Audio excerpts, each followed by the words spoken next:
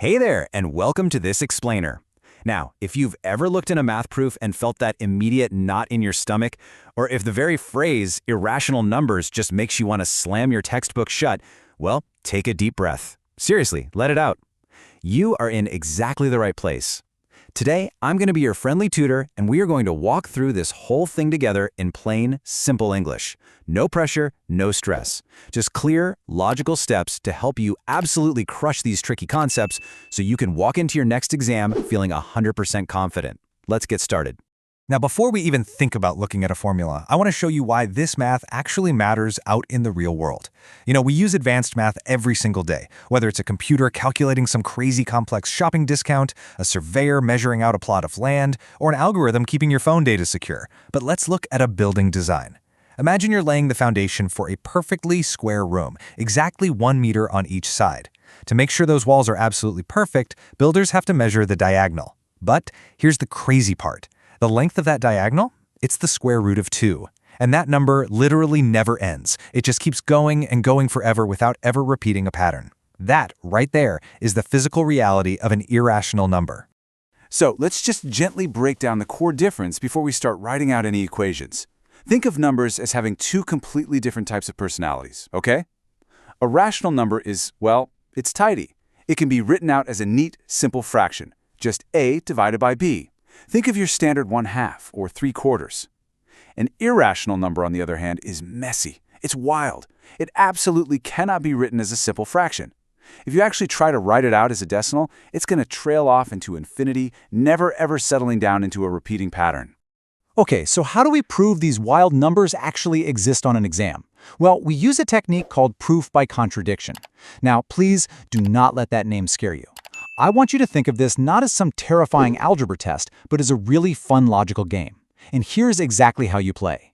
You intentionally pretend that the exact opposite of what you want to prove is true. We basically make a totally false assumption, and then we just follow the math until, bam, it completely breaks down and contradicts itself. And when the math breaks, we win, because we've just proven our initial false assumption was, well, false. All right, let's take a look at Theorem 1.6. You've probably seen this straight out of your textbook. This theorem is basically the secret engine behind everything we are going to do today. And before we solve anything at all, we really need to understand this simple rule, because it's the exact thing that makes our entire game of contradiction actually work. I know the textbook paragraph for this looks a bit dense, maybe even a little intimidating. So let's break down exactly why it works logically. Imagine a number, we'll call it a. If you square it to get a squared, you are really just multiplying its prime factors by themselves. So, if a prime number, let's call it p, divides evenly into a squared, it absolutely must also divide evenly into the original number a. Let me give you an example. If 3 divides perfectly into 81, which, is 9 squared, then 3 must also divide perfectly into 9. Makes total sense, right? That simple, undeniable piece of logic is our engine. All right, you've got your foundation. Now it is time for our very first challenge. This is a classic medium-level question that you are almost definitely going to see on a board exam. We are going to prove that the square root of 2 is irrational. And I promise you, you already have the exact tools you need to tackle this. So let's do it together. Here's example 7 from the text. Let's read the question together and identify what's given and what's actually being asked. The question asks us to show that root 2 is irrational. The given here is the number root 2, and we're asked to prove its irrationality. Now, remember our game? We start by making that false assumption. We are going to pretend root 2 is rational. If it's rational, well, we can write it as a fraction. So we write it down. The square root of 2 equals a over b. Now pause right there. Just freeze. As your tutor, I have to point out the single most common mistake students make in exams right at this step. When you write a over b, you absolutely must write the words where a and b are co-prime. Co-prime just simply means a and b represent a fraction that's fully simplified. They share absolutely no common factors other than the number 1.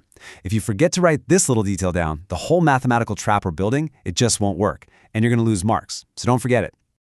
Okay, let's walk through the algebra nice and patiently. Step 1. We want to square both sides to get rid of that annoying root. You get 2 times b squared equals a squared. Now, what does this actually mean?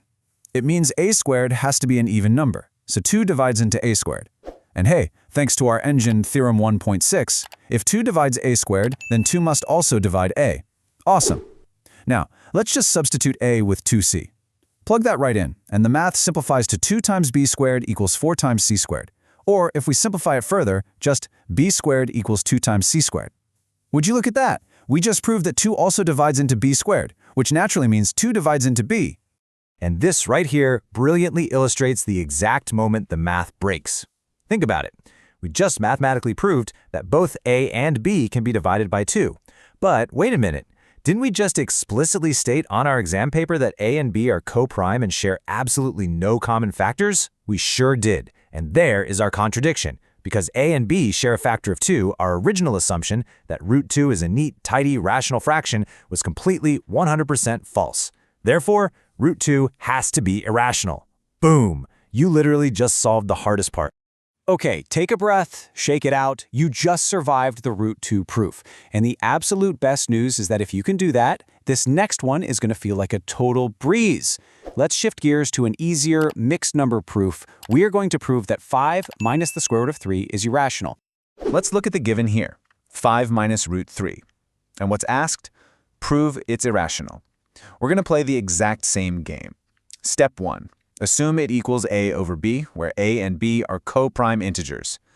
Now for this one, we don't even need to square anything. We literally just rearrange the furniture. Move the root 3 to one side and the fraction to the other. What you get is root 3 equals 5 minus a over b. Now just look at that mismatch. On the right side, 5 minus a fraction is just, well, another rational number. But on the left side, we have root 3, which we already know is irrational. And an irrational number cannot possibly equal a rational number. The math breaks again. Proof complete. How easy was that? So the really crucial point here is that you are building serious momentum. You are more than ready for the hard level question. I actually like to call this one the board exam special. We need to prove that the square root of 2 plus the square root of 3 is irrational. 2 roots. I know, it looks super intimidating. But come on, you know how to play the game now. If you look at example 10 from the text, it honestly seems like a terrifying wall of algebra. But let's simplify the logic here. The very first step, it's exactly the same as always. We just assume the given equation equals a over b. Now let's see how this builds strategically. If you try to square both sides while both of those roots are sitting together, it turns into a massive mess. So we use a really simple strategy. Just move one root over to the other side before doing any of the heavy lifting. You get root 2 equals a over b minus root 3.